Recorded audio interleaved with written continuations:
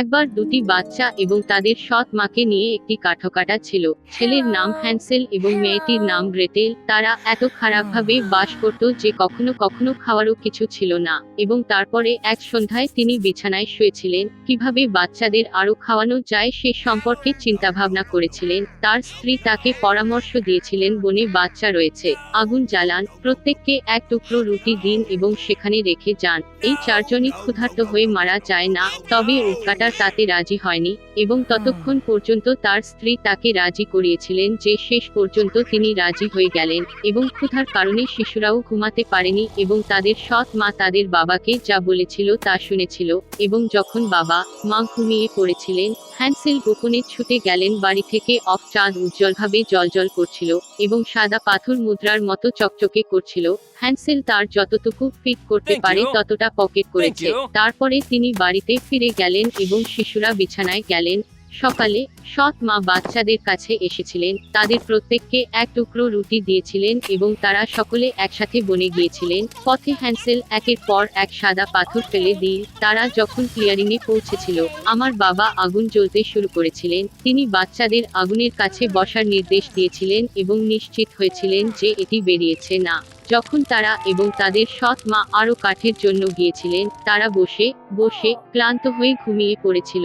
বাচ্চারা যখন জেগে উঠল, তখন চারদিকে অন্ধকার রাত। এবং যখন পুরো মাসটি আকাশে উঠল, হ্যান্সেল তার বোনকে হাত ধরে নুড়িগুলির মতো চকচক করে সেই পথের সন্ধান করল। তারা সারা রাত হেঁটেছিল এবং ভোর হলে তারা তাদের বাবার বাড়িতে আসে। কিছু সময় কেটে গেল এবং বাচ্চারা আবার শুনল কিভাবে এক রাতে সৎ মা তাদের বাবাকে বাচ্চাদের হাত থেকে রেহাই পেতে ভিক্ষা করতে লাগলো। তিনি প্রত্যাখ্যান করলেন, কিন্তু তার স্ত্রী তার কথা শুনতে চাননি। তিনি অভিশাপ দিয়েছিলেন এবং তার কাছে সমস্ত প্রকার তিরস্কার করেছিলেন। বাবা মা যখন ঘুমিয়ে পড়েছিলেন, হ্যান্সেল শেষবারের মতো পাথর সংগ্রহ করতে চেয়েছিলেন, তবে সৎ মা দরজাটি তালাবদ্ধ করে রেখেছিলেন এবং ছেলেটি বাড়িটি ছাড়তে পারেনি। খুব ভোরে বাচ্চাদের প্রত্যেককে একটি করে রুটি দেওয়া হয়েছিল। এটি আগের সময়ের চেয়েও কম ছিল।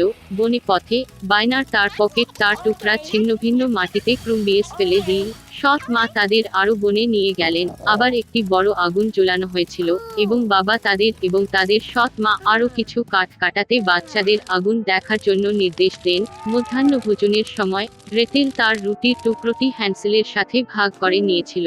তারা ঘুমিয়ে পড়েছিল। অন্ধকার রাত পড়লে আমরা জেগে উঠি এবং এরপরে একটি মাস উপস্থিত হল এবং তারা তাদের পথে একত্রিত হল, কিন্তু তারা একটিও টুকরোটি খুঁজে পেল না, কারণ বনের মধ্যে হাজার হাজার পাখি এলোমেলো করে দীর্ঘদিন ধরে এই ক্রমগুলি খাচ্ছিল। তাই বাচ্চারা অনেকক্ষণ হাঁটল, কিন্তু তারা বনের বাইরে বেরোতে পারেনি। হঠাৎ রাস্তা তাদের কুঁড়েঘরের দিকে নিয়ে গেল। কাছাকাছি এসে বাচ্চারা দেখতে পেল যে বাড়িটি সমস্ত রুটি এবং বিস্কুট দিয়ে তৈরি এবং উইন্ডো ঝুলি খাঁটি চিনির তৈরি। হ্যান্সেল উপরে উঠে ছাদের একটি টুকরো ছিল, আর তখন কুঁড়েঘরের দরজা প্রশস্তভাবে খুলে গেল, আর বৃদ্ধা এক টুকরো করে ঝুঁকে পড়ল। ক্যাম্প হ্যান্সেল এবং গ্রেটেল এতটাই ভয় পেয়েছিল যে তারা এমনকি তাদের হাত থেকে তাদের তীরবিদগুলি ফেলে দেয়। এবং বুড়ো মহিলা সদয় ছিল এবং তাদের কুঁড়েঘরে তাদের আমন্ত্রণ জানিয়েছে। টেবিলে ইতিমধ্যে প্রচুর খাদ্য ছিল, দুধ, কুকিজ, আপেল এবং বাদাম। রাতের খাবার শেষে বৃদ্ধা শিশুদের জন্য দুটি পরিষ্কার বিছানা তৈরি করেছিলেন এবং হ্যান্সেল এবং তার বোন ভেবেছিলেন তারা স্বর্গে রয়েছে। তবে বুড়ো মহিলাটি কেবল স্নেহশীল হওয়ার ভান করেছিলেন, তবে বাস্তবে তিনি ছিলেন দুষ্টু জাদুকরী, যিনি সন্তানদের প্রতি আকৃষ্ট করার জন্য এই রুটির কুঁড়েঘরটি তৈরি করেছিলেন। খুব সকালে শিশুরা যখন ঘুমাচ্ছিল, সে হ্যান্সেলকে নিয়ে একটি ছোট খাঁচায় রাখলো এবং সে তার বোনকে আদেশ করেছিল যে দুষ্ট জাদুকরী তার কাছে যা করতে চায় তা করার জন্য।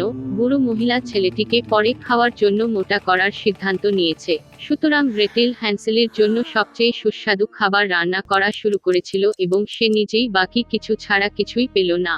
কিছু সময় কেটে গেল, ছেলেটি মোটাতাজা হল না। তারপরে বৃদ্ধা আর অপেক্ষা করতে চাননি এবং হ্যান্সেলকে রান্না করে খাওয়ার সিদ্ধান্ত নেন। তিনি গ্রেটেলকে চুলা জ্বালিয়ে জল প্রয়োগ করার নির্দেশ দিলেন। চুলা উষ্ণ হয়ে গেলে বৃদ্ধা তাকে চুলার মধ্যে আরোহণের জন্য এবং যথেষ্ট গরম আছে কিনা তা দেখতে আদেশ করলেন। তাই তিনি মেয়েটিকে আগুনের মধ্যে ঠেলে দিয়ে তাকে বেক করতে চেয়েছিলেন, তবে গ্রেটেল জানতেন তার মনে কি আছে। তিনি বলেছিলেন যে সেখানে কিভাবে নামবেন তিনি জানেন না এবং ডাইনি ডাইনিকে নিজেকে দেখাতে বললেন। বৃদ্ধা রেগে গিয়ে চুলায় উঠে গেলেন। তারপরে গ্রেটেল তাকে ধাক্কা দিলেন এবং জাদুকরীটির পিছনে শাটারটি ধাক্কা মারল।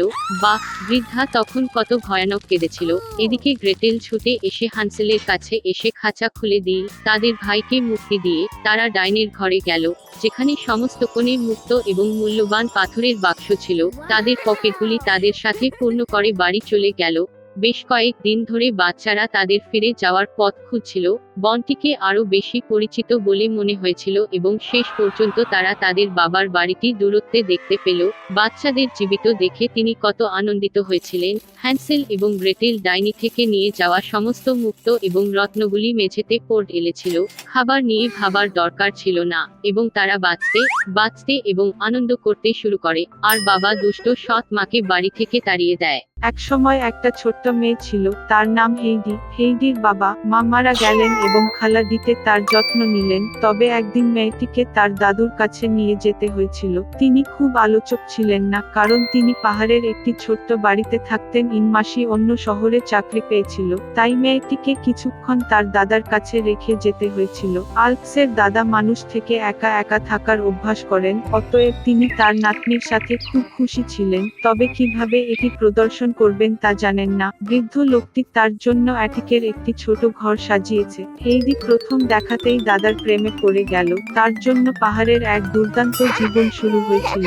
পরদিন হেইডি তার দাদার বিশাল কুকুরটির সাথে দেখা করলেন। তিনি তার সমস্ত অবসর সময় তার সাথে কাটিয়েছিলেন। একদিন কুকুরটি পাহাড়ের উপর দিয়ে হেঁটে যাওয়ার সময় তিনি মেষপালক পিটারের সাথে সাক্ষাৎ করলেন, যিনি ঘাড়ে চরাঞ্চলে ভেড়া চড়াচ্ছিলেন। বাচ্চারা বন্ধু হয়ে উঠল এবং পিটার হেইডিকে তার সাথে পাহাড়ে হাঁটতে হাঁটতে শুরু করলেন সারাদিন ঘুরে বেড়ানো। হেইডি সত্যিই খুশি বোধ করল। একই সময়ে তিনি কখনোই তার দাদাকে ভুলে যাননি এবং সমস্ত কিছুতে তিনি তাকে বাড়ির আশেপাশে সহায়তা করেছিলেন। তার প্রিয় জিনিসগুলির মধ্যে একটি ছিল রুটি বেক করা। হেইডি এটি পিটারের মায়ের কাছে এনেছিল এবং সে পরিবর্তে মেয়েটিকে তাজা ছাগলের দুধ দেয়। গ্রীষ্ম শেষ এবং শীত এসে গেছে। পিটার স্কুলে যেতে শুরু করে, তবে হেইডি তখনও স্কুলের জন্য খুব কম বয়সী ছিল। অতএব কাকুডিতে মেয়েটিকে শহরে নিয়ে যাওয়ার এবং কাজের পরে বাড়িতে তাকে শেখানোর জন্য ফিরে এসেছিল। আল্পসের দাদা খুব বিরক্ত হয়েছিল, তবুও নাতিকে যাতে ছেড়ে দেওয়া এবং লিখতে শিখতে পারে তা ছেড়ে দিন লেট। হেইডিও খুব বিরক্ত হয়েছিল, তবে তার খালা তাকে শীঘ্রই পাহাড়ে ফিরিয়ে দেওয়ার প্রতিশ্রুতি দিয়েছিলেন। শহরে এসে খালা মেয়েটিকে নিয়ে গেলেন একটি বিশাল সুন্দর বাড়িতে হাউস। সেখানে হেইডি মেয়ে ক্লারার সাথে দেখা হয়েছিল। শৈশবকালে যে দুর্ঘটনার অভিজ্ঞতা হয়েছিল তার কারণে তিনি চেয়ারে চলাফেরা করতে পারলেন না। মাসি হেইডিকে এই বাড়িতে নিয়ে এসেছিল ক্লারার সংস্থাকে রাখতে, কারণ তার কোনো বন্ধু ছিল না। মেয়েরা ভালো হয়ে উঠল এবং সত্যিকার বন্ধু হয়ে উঠল। ক্লারা হেইডিকে পড়তে এবং লিখতে শিখতে সহায়তা করেছিল। নতুন জায়গায় অভ্যস্ত হয়ে যাওয়ার পরে মেয়েটি আরো মুক্ত মনে হতে শুরু করে। ক্লারাও তার সাথে খুব যুক্ত হয়ে গেল। তবে হেইডি সত্যিই পাহাড় এবং তার দাদাকে মিস করেছেন। যার স্বপ্ন দেখতে পারে তার সবকিছুই ছিল, তবে তার মনে হয়েছিল সে সোনার খাঁচায় ছিল।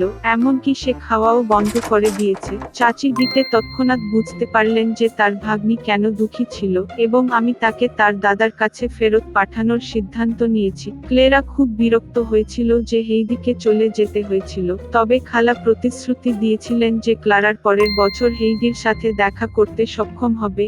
এক বছর পরে ক্লারা হেইডির কাছে এসেছিল। তিনি পিটারের সাথে দেখা করলেন এবং বাচ্চারা খুব ভালো বন্ধু হয়েছিল। তারা পাহাড়ে অনেকটা হেঁটেছিল, টাটকা বায়ু প্রশ্বাস নিয়েছিল এবং প্রাকৃতিক খাবার খেয়েছিল। কিন্তু কিছু সময়ের পরে পিটার এই উদ্বেগ শুরু করলেন যে হেইডি আবার ক্লারার সাথে শহরে চলে যাবে এবং তারপরে একদিন তিনি ক্লারার হুইল চেয়ারটি একটি ক্লিফ থেকে ফেলে দিলেন। তিনি ভেবেছিলেন যে এটি সমস্ত সমস্যার সমাধান করবে, তবে দেখা গেল যে হুইল চেয়ার ছাড়া এবং তাজা পর্বত বাতাসের জন্য ধন্যবাদ ক্লারা আরো শক্তিশালী হয়ে উঠেছে এবং কিছুক্ষণ পরে সে আদৌ হাঁটতে সক্ষম হয়েছিল। চাচি দিতে তার চোখকে বিশ্বাস করতে পারল না এবং পিটার তার অভিনয় দেখে খুব লজ্জা পেয়েছিলেন। তিনি স্বীকার করেছেন যে তিনি ক্লারার হুইল চেয়ারকে ক্লিফ থেকে ফেলে দিয়েছিলেন। অবশ্যই মেয়েরা তাকে ক্ষমা করেছিল এবং বাচ্চাদের সুখী বন্ধুত্বটি জীবনের জন্য রক্ষা করা হয়েছিল।